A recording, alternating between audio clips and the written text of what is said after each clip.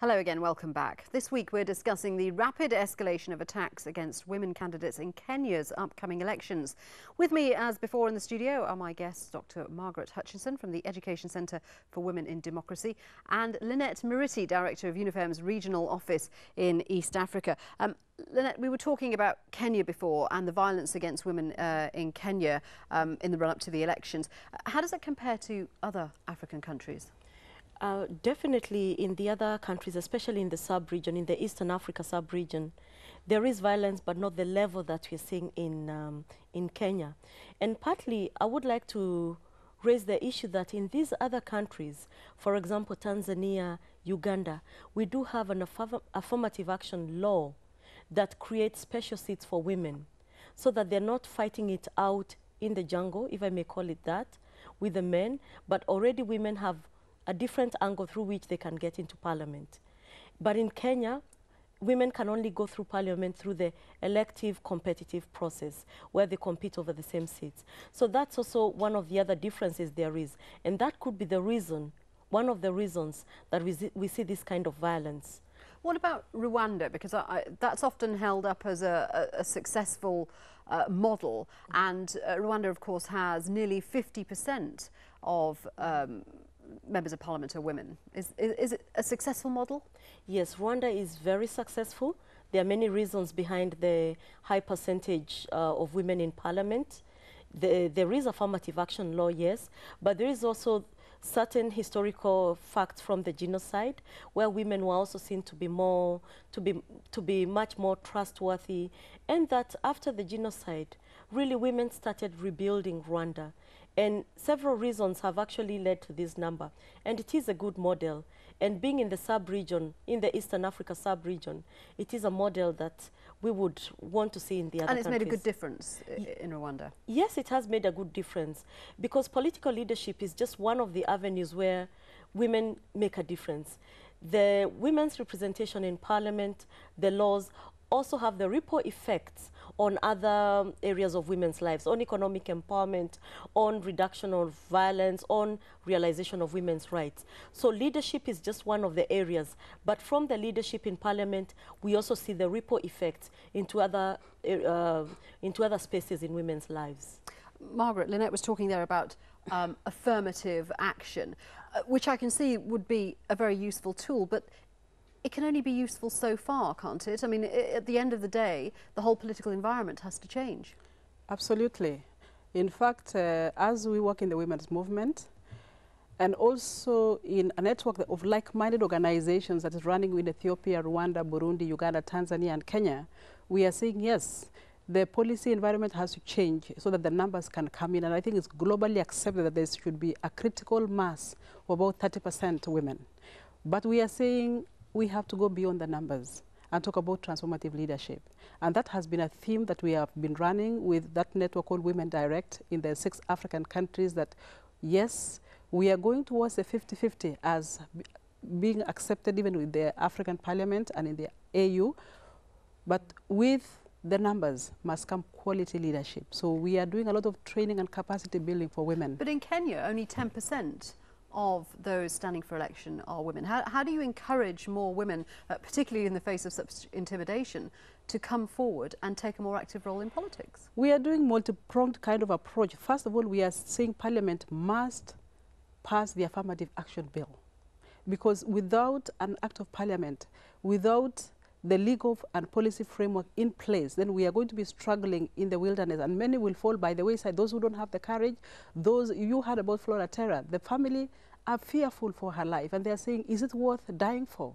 So first of all, the legal and the policy framework must be laid in place that will then bring out the numbers, allow the women's face to be seen in leadership, and let them then be marketed to the wider population.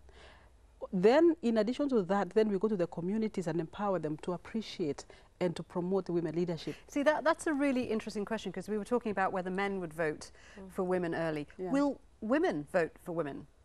Do women see women as leaders? Again, we are coming from a patriarchal system, as I said, where even some of the women do not actually think that another woman can be a leader. They're hard traditions to shift, aren't yeah, they? Yeah. So and the men, so that's why the women must present themselves not as women first, but as alternative as leaders.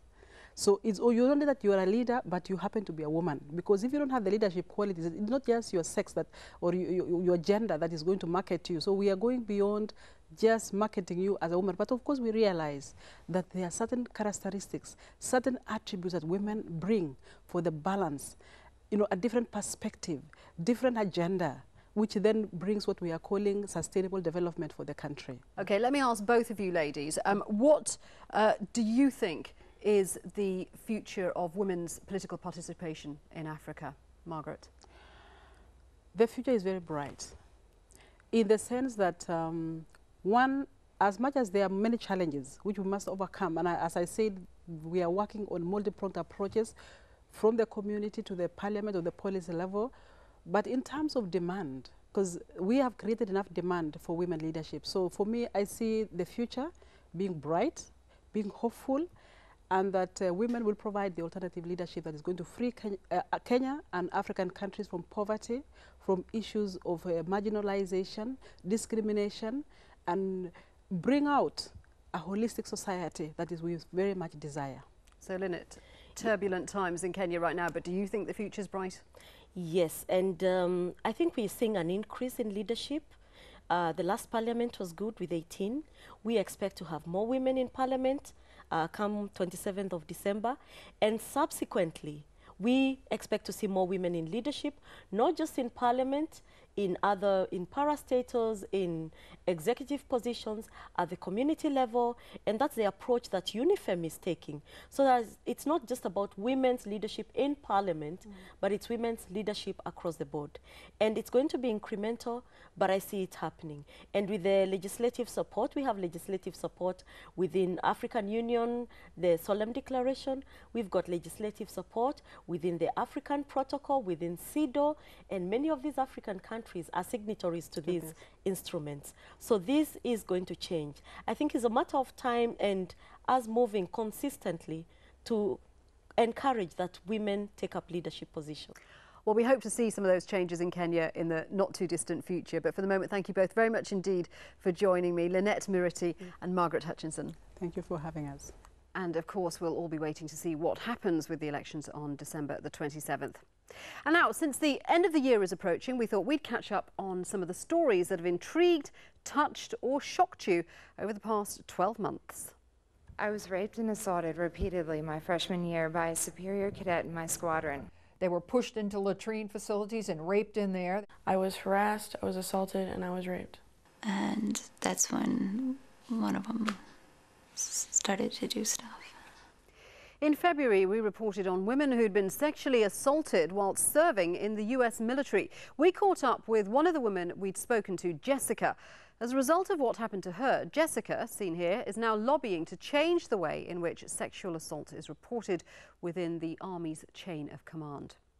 Meanwhile, her rapist continues to serve in the Army. Another story that made headlines was that of Revathi, a Malaysian woman who was forced to spend 100 days in a detention centre undergoing faith rehabilitation for the crime of apostasy when she converted from Islam to Hinduism. Her 15-month-old child was taken away from her and her Hindu husband was denied permission to see her. Well, Revathi is now back with her husband and daughter, but their battle continues. They're now trying to change their daughter's birth certificate to reflect her Hindu parentage, but the government's insisting that she's registered under a Muslim name. And many of you were intrigued by the story of the living goddesses or Kumaris from Nepal. Sanjani from Bhaktapur was dethroned from her Kumari status after she visited America to promote a documentary film. Now, Kumaris are forbidden from leaving the country, but after a battle, she was successfully reinstated.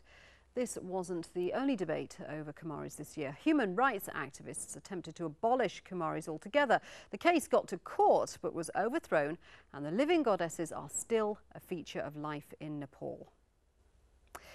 Finally, many of you were touched by the story of our self-proclaimed cancer diva, Rebecca Lipkin, who earlier this year was diagnosed with inflammatory breast cancer, a rare but deadly form of the disease. Cancer, it just has no boundaries. I mean, it doesn't matter if you're Jewish, if you're Muslim, if you're Hindu, if you're Christian. It doesn't matter if you're an American. It doesn't matter if you're from the developed world, from the developing world. It affects everybody. And the thing is, I always used to think it was going to be somebody else, and now it's me. Well, you'll be pleased to know the news is good. Following chemotherapy and a mastectomy, Rebecca is now undergoing radiation. Recent scans show that the cancer has been virtually eradicated. Thank you for all your emails supporting Rebecca. She has told us how very much she appreciates them.